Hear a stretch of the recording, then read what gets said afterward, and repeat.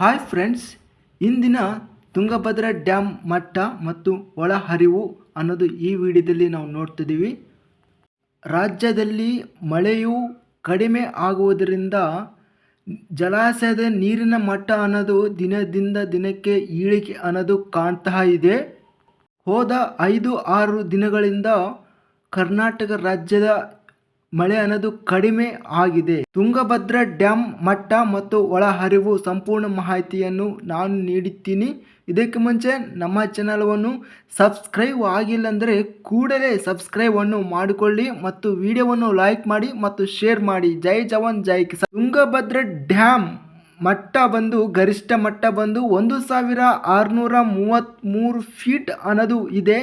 ಇದಕ್ಕೆ ಇಂದು 1581.90 ಅದು ನೀರು ಹೊಂದಿದೆ. ಇನ್ನು ರಿಸರ್ವೇರ್ ಕೆಪಾಸಿಟಿ ಸಾಮರ್ಥ್ಯ ಬಂದು 105.788 TMC ಅನ್ನೋದು ಇದೆ. ಇದಕ್ಕೆ ಇಂದು ರಿಸರ್ವೇರ್ ಕೆಪಾಸಿಟಿ ಬಂದು 5.46 TMC ನೀರನ್ನು ಹೊಂದಿದೆ. ಜಲಾಶಯದ ಒಟ್ಟು ನೀರಿನ ಇಳುವರಿ 3.41 TMC ನೀರಿನ ಇಳುವರಿ ಕಂಡಿದೆ. ಇನ್ನು ನೀರಿನ ಒಳ ಹರಿವು ಬಂದು 655 ಕ್ಯೂಸೆಕ್ಗಳು ನೀರನ್ನೋದು ಇನ್ಫ್ಲೋ ಅನ್ನೋದು ಆಗಿದೆ.